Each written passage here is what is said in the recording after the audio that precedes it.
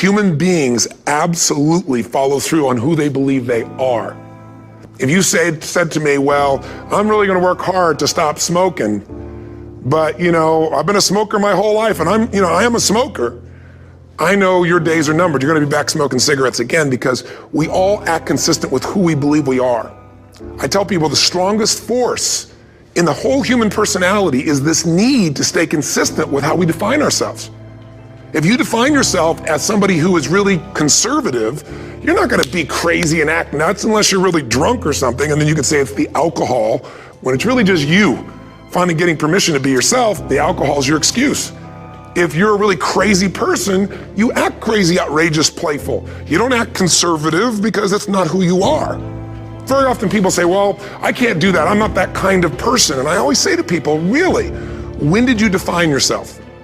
I mean, really, how many years ago did you come up with what you could and couldn't do in your life? How many years ago?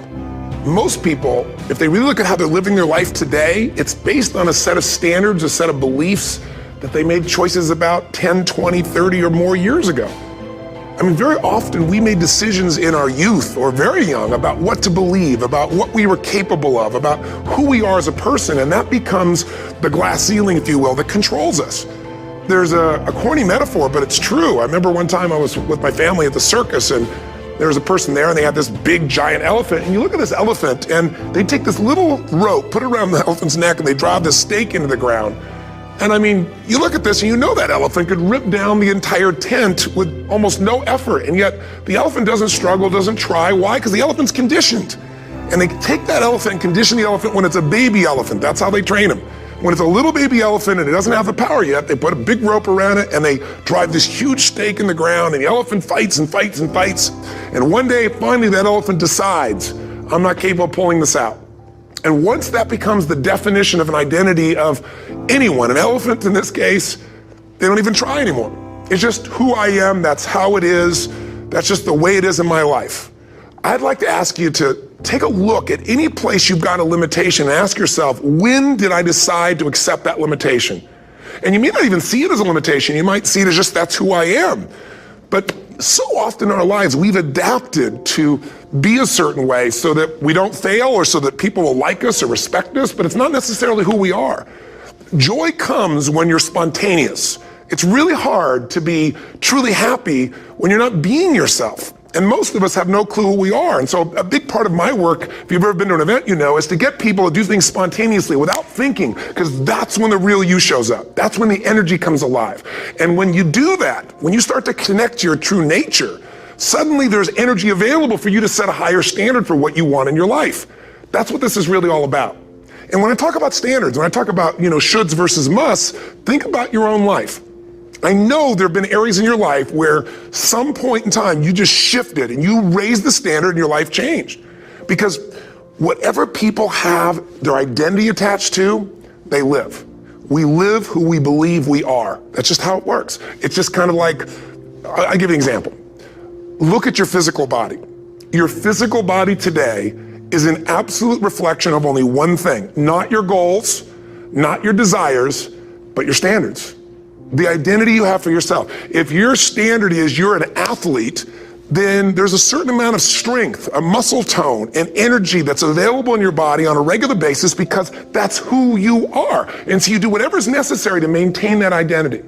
Again, the strongest force in the human personality is this need to stay consistent with how we define ourselves. Because if you don't know who you are, you wouldn't know how to act. Once you lock in on that identity, your brain finds a way to keep you there. If you say, man, I'm overweight, I've always been overweight, I'm big boned, and that's the story you got, then you're gonna always find a way to get back there. That's your settling point. That's your identity. That's where things lock in. If you see somebody who's in really great shape, you ask them, do you work out? You know the answer. Yes, how often? And they'll tell you 3 times, 4 times, 5 times a week, whatever. In a seminar, I'll ask people, who here works out at least 5 days a week? And I'm stand up. And you look around that room and you know that they work out 5 times a week because you can see their body. You don't just get a result without some kind of action, without some form of ritual. Ritual meaning actions you do consistently. Now, do you think those people that are out there working out 5 days a week, do they have more time than you do? Or I have, or anybody else? Of course not. Is their life less busy? Of course not. It's just a must for them. They must work out that way, and they've made that turn and their life changed. So I'm not saying you have to work out 5 days a week. I'm just saying whatever you really want, wants don't get met consistently. Standards do. Whatever you identify, this is who I am. And so it's not so much about changing your identity as there's expanding it.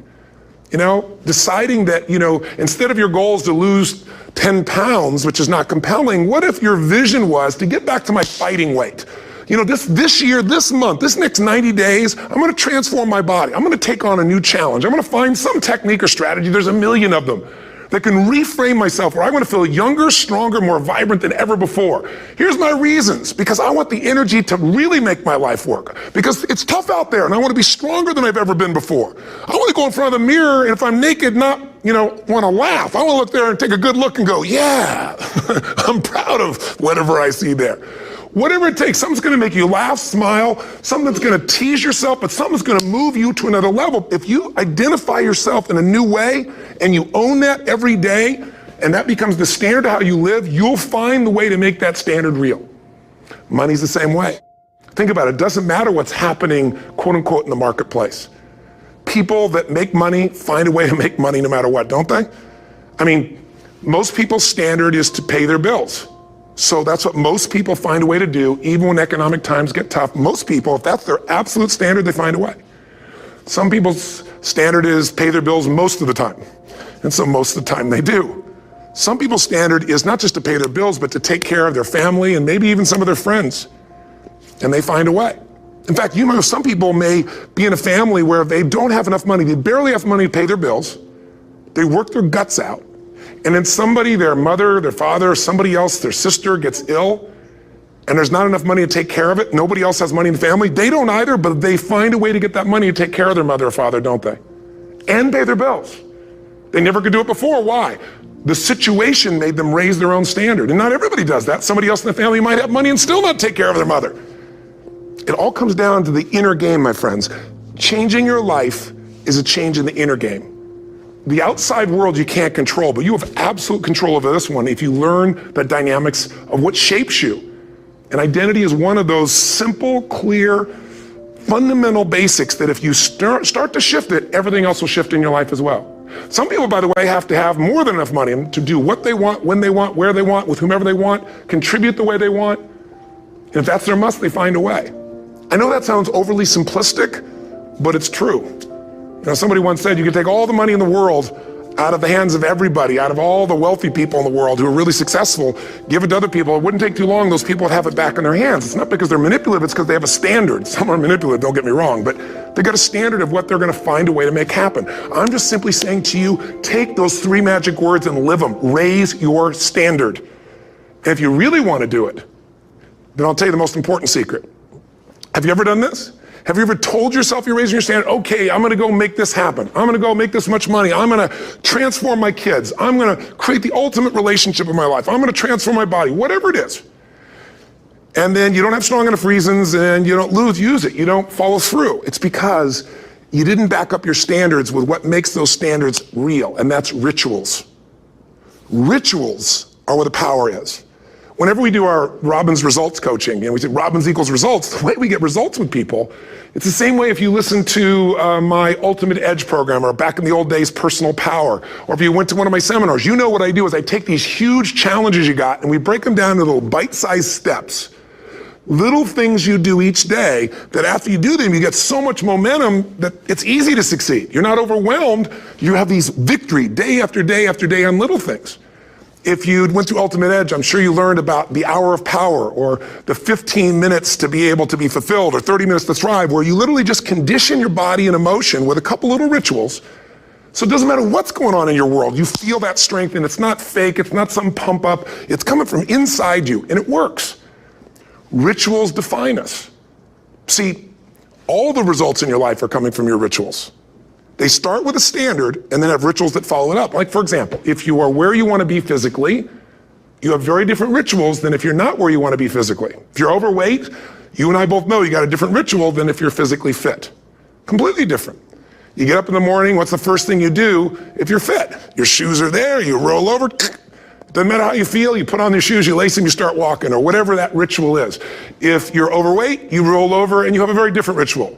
You might roll over several times to turn the alarm clock off. You go in and get your mocha, smocha, whatever, special coffee. You stop by at Starbucks, or whatever the case may be. You have your nice sugar muffin. It's supposed to be really nice for you. Whatever you do, it's a different ritual. If you have a great, passionate relationship, you have very different rituals in how you come home than if you have a lousy relationship. When you come home and the first thing you do is you're tweeting somebody, or you're emailing, or flipping on the news, or you don't even come home. What are the rituals? Whenever I study people that are successful, what I look for is what's the standard they hold themselves to? And then what are all those little rituals that add up? Because think about it. Success and failure are not giant events. They don't just show up. You don't just suddenly become successful or suddenly have this cataclysmic event that makes you fail. It may look that way, but failure comes from all the little things. It's failure to make the call. It's failure to check the books. It's failure to say, I'm sorry. It's failure to push yourself to do things physically that you don't want to do. And all those little failures day after day come together until one day some cataclysmic event happens and you blame that. That event happened because you missed all the little stuff. Do you agree with me? And success, by the way, is not some overnight event. It's all these little things. Success is having a vision. Success is making it compelling. Success is really seeing it and feeling it every day with strong enough reasons. Success is feeling the sense that I'm here to grow and I'm here to give something to the world more than just myself. Success is caring about other people. Success is calling and saying, I love you in the middle of the day for no damn reason. Or sending a note. That'll change your relationship. Have a ritual of something funny, playful, or a surprise you do. How many relationships are dead today because they have no surprise rituals anymore? You need to have some rituals, some cool things you do that nobody else does that gives you a better life than anybody else has. All the little stuff, that's where success comes from. In business, it comes from delivering more than anybody could imagine. All those little things add up. People go, wow, that's who I want to do business with. It's true in any area of your life. So if you look at somebody who's really successful and you think, wow, they're so amazing, they're such a genius, you got to dig underneath and you got to remember something.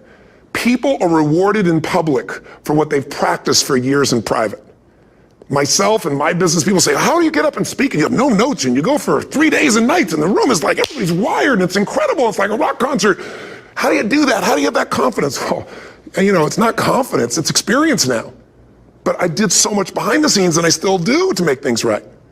How many people would know that since the time I was 17 years old, before I walk out on stage, still do to this day, wouldn't need to do it, but I still do it, I never walk out there without being in an absolute peak state of mind.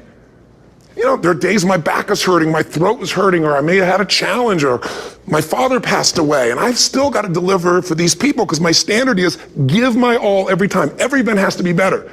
Talk to anybody who's been to our events for 5, 10 years, some of our trainers, and I'll say, I don't know how he does it. He always finds a way to make it better. That's not an ego thing. That's a standard in me.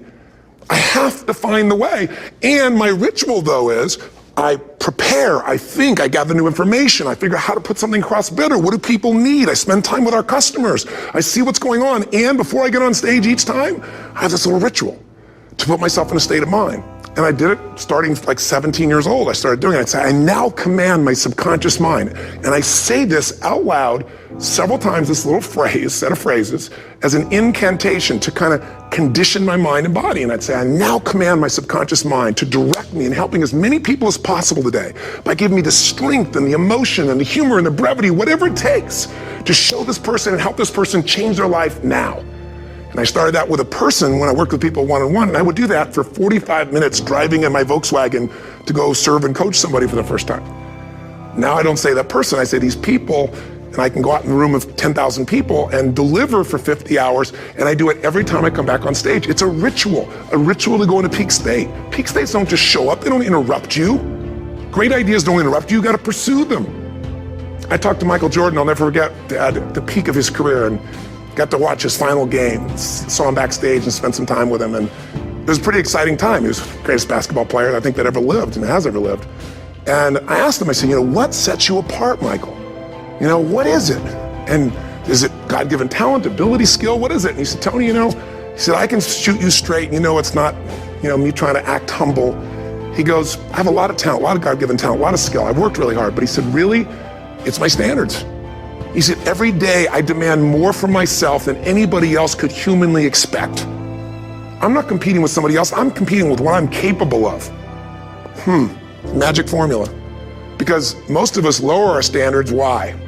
Because who you spend time with, my friends, is who you become. One of the biggest reasons I started going to seminars when I was like 17 is I had nobody around me as a great role model. I could read about somebody, but being around people, being in that environment was very different. Finding a way to go to work with someone who lived that standard of life was very different. You get around people with low standards and you compete with it. You don't need to compete with it. It's like, okay. I mean, remember Jerry Springer? I don't know if he's still in the air, but I remember he used to get people on the show and I thought, where would he find these people? And why would people watch? I'll tell you why they watch. They watch these people and go, my life's still pretty darn good compared to that person. Look at them. You don't have to change your life. All you have to do is find somebody with a lower standard and you'll feel good about yourself. But if you feel that good feeling, it's an illusion. The only thing that's going to make you happy, my friend, and this year or any other, is to step up. It's to raise the standard. It's to discover what you're capable of and feel that incredible power of pushing through whatever's holding you back and get to the other side of more of your true self. That's what this game's all about. And look at the best in the world in anything. Tiger Woods, what's his vision? To win golf tournaments? No, to be the best that ever lived. That's his goal. That's his vision. But here's what's interesting. He backs it up with rituals. If you just have a vision and you don't have the rituals, stop lying to yourself. His rituals are, he started doing things nobody did before. He went and started lifting weights. Golfers lifting weights? No way. He went out and he changed his swing when he was the best in the world because he realized in order to be the best that ever lived, he was gonna have to change his swing. If you know anything about golf, you don't change your swing when you're the best. And he went and retrained himself because he has different rituals than other golfers. Now many people are modeling his rituals to get better. It's amazing. You know, you look at somebody like Michael Phelps, the 2008 swimmer, won 7, only 2 people, I think, in history, if I remember correctly, that have gotten 7 gold medals in one session. And here's a guy, he's got number 6 under his belt, and he's exhausted, and he's going in for that final swim. I'm sure you remember. And how does the guy win? By 1/100th of a second. Do you think that was some massive skill that got him over the top? Or was it a standard that says, this is who I am. I am the champion. And no one is taking this from me. And somehow in those final milliseconds, 100th of a second, he pushed himself just beyond his competitor. But you know about Michael Phelps? What allowed him to be able to push beyond that moment is his rituals.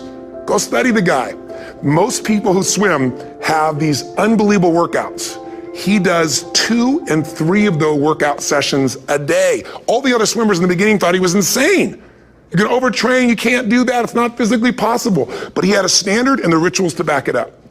So here's my final message to you, because I've gotten carried away. I thought I was gonna send you like a 5-minute message, but as you can see, there's no script here, it's just me going a little crazy with you, but I wanna really see you get what you want this year. Don't let this year be like last. And if last year was great, still don't let it be that way. Raise the standard. If your life is perfect and extraordinary, you darn well know you're not gonna be happy unless you keep making it better. That's what makes us feel alive. It's not what we get that make us happy. It's who we become and what we're able to give because we become more. That sense of contribution is what creates the deepest meaning. So here's my assignment for you if you want one. If you want to go from conversation to some action, here's a simple thing to do. What's an area of your life right now that you really want to improve? What's an area that's important to improve? If your body's great, how about your career? If career's great, how about your relationships? Intimate one especially, or your kids. Or your relationship with your creator, your spiritual side of your life? Or is it your finances? Figure an area that really matters. Decide on that area. Number 1, write down what your life is like in that area right now as specifically as possible. So you might say, well, I'm 13.5 pounds overweight, whatever the weight is, whatever the situation is, or my body fat's like this, or I wake up exhausted in the morning, and you write the truth of where you are right now. So you're real clear. Or I'm not in a relationship. I say I want a relationship, but I'm not in one, and I don't seem to find them. All the good ones seem to be gone is my belief. And I really do want one, but I don't have it. Whatever your definition. Or I'm in a relationship, and God, I wish I wasn't in a relationship. I'm planning my escape, wherever you are. Or I have a wonderful relationship, we love each other, but there just isn't enough passion. Just write the truth of where you are. The area you want to change, but write how it is. And then the second step is, this is where you got to be really honest with yourself. What are the rituals that have put me there? Because whatever results you're getting, even if you don't like the results, there's some rituals that are keeping you in that place. There's some rituals of what you eat or don't eat, how you move or don't move, how you sleep or don't sleep. There's some rituals in the lack of variety or spice or energy or focus in an area. There's something you're doing, and it's usually not one thing, it's a bunch of little things that you kind of do consistently whenever you think about getting in a relationship, whenever you think about working out, whenever you think about money. You get yourself in a state of overwhelm. You start thinking about all the things you can't control. Just write down all the rituals you have, and then here's the third step. What do you want? What's your vision? And be really specific. I want to be my fighting weight. I want to be the strongest I've ever felt. I'm going to turn whatever it is, be specific. And then, last step number 4, what are the rituals that'll get you there? What would you need to do differently each morning if you're going to be that kind of energy, that kind of strength? How often would you work out? What days would you work out? What time? A ritual is something you do consistently, usually at a specific time, so it becomes automatic. Let me tell you something. Willpower doesn't last, but rituals can last a lifetime. I bet you have some rituals in your life right now you've been doing for years, even though some of them don't serve you. I'm just saying, wake yourself up. If you want a new year and a new life, you don't need to start on January 1st. Start today. Start with this little video. And just begin to see what happens and see how easy it is to just do a few little rituals. Don't do them all, just do 2 or 3 new things. And you know what happens? You'll get momentum. Because once you discipline yourself in one area of your life, you feel yourself doing it in other areas as well. And I always say something that my original teacher taught me. I always remind people, there's always 2 pains in life. There's the pain of discipline, or there's the pain of regret. And discipline weighs ounces, as my friend Jim Rohn taught me. Regret weighs tons. You don't want to have regret. So right now, what do you want to change? What's it really like? What are the rituals that got you there? That'll take a little homework. If you're not sure, ask the people around you. They'll tell you what your rituals are. What do I really want in depth? What are the rituals that'll get me there? And then get yourself to start a few of those actions and lock them in place. If I can help you in any way, we're here as a company to support you. Come have an event with us. Come to Unleash the Power Within or Mastery University, or get a coach. You can get a free coaching session if you call our company and click on something on this. Will probably have something on it, or get a product, or don't do anything with us, but do something with somebody, starting with you.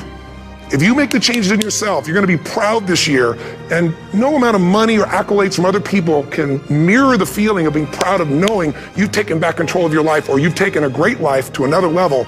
Because once you do that, you have something you can give other people, whether it be your kids or your friends or your family, and ultimately that's what life's about.